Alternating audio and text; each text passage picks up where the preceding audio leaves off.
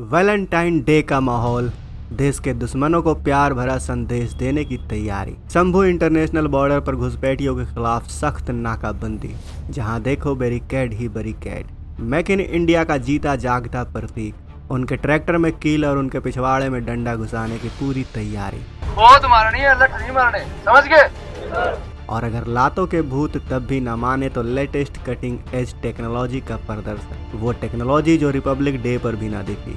Drone जो आंसू gas छोड़ने की क्षमता रखे और दुश्मन का मोय मोय कर दे। पंजाब से हजारों की संख्या में किसान दिल्ली कूच कर रहे हैं। शंभू बॉर्डर पर किसान अपनी मांगों को लेकर प्रदर्शन कर रहे हैं। पुलिस उन्हें तितर बितर करने के लिए आंसू गैस का इस्तेमाल कर रही है। यहाँ आंसू गैस के इस्तेमाल से कई पत्रकार भी घायल हो गए हैं और पूरे प्रदर्शन स्थल पर धुआं धुआं फैल गया है।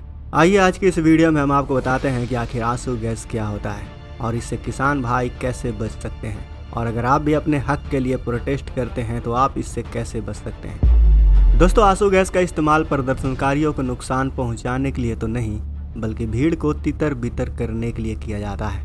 आंसू गैस के कारण चुभन महसूस होती है और आंसू आने लगते हैं। इससे सांस लेने में समस्या होने लगती है। इससे खांसी हो सकती है और घुटन महसूस हो सकती है। आंसू गैस का इस्तेमाल पहली बार पहले विश्व युद्ध के दौरान किया गया था। देखा गया था कि इसका लोगों पर ज्यादा कोई गंभीर असर नहीं पड़ता और भीड़ को हटाने के लिए यह कारगर है। सुरक्षा एजेंसियों ने बाद में इसका इस्तेमाल प्रदर्शनकारियों, भीड़ और दंगाइयों पर करना शुरू कर दिया।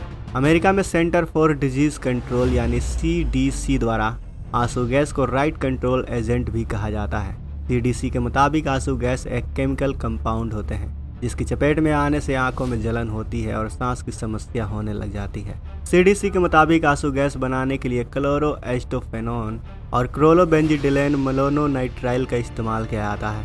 इनके अलावा क्लोरोपिक्रीन का भी इस्तेमाल किया जाता है, जिसका इस्तेमाल फ्यूमिगेंट के रूप में किया जाता है।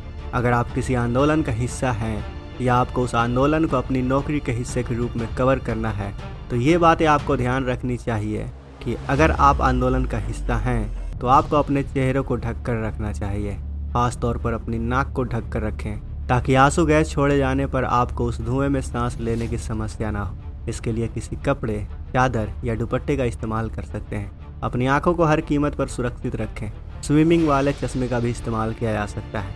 इससे आपकी आंखों में जलन नहीं होगी और आंखों में पानी नहीं आएगा। आपको अपनी आंखों के आसपास के एरिया को अच्छी तरह से कवर करना होगा।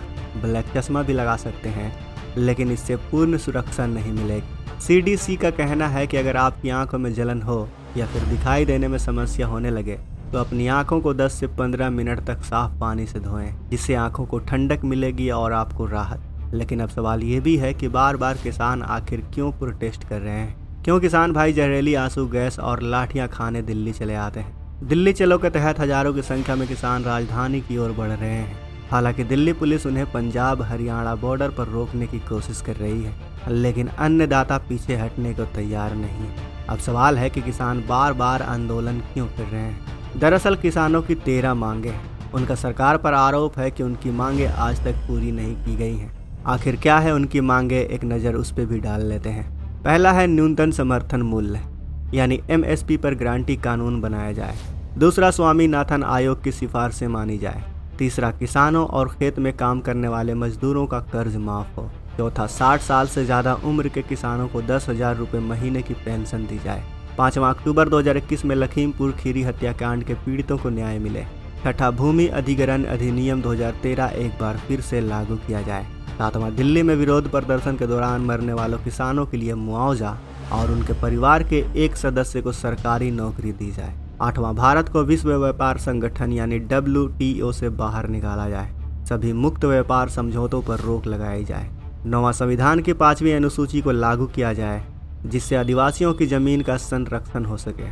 10वां, मनरेगा के तहत प्रतिवर्ष 100 के बजाय 200 दिनों का रोजगार दिया जाए। 700 रुपये की दैनिक मजदूरी और योजना को खेती से जोड़ा जाना चाहिए। 11वां, बिजली संशोधन विधेयक 2020 को रद्द किया जाए।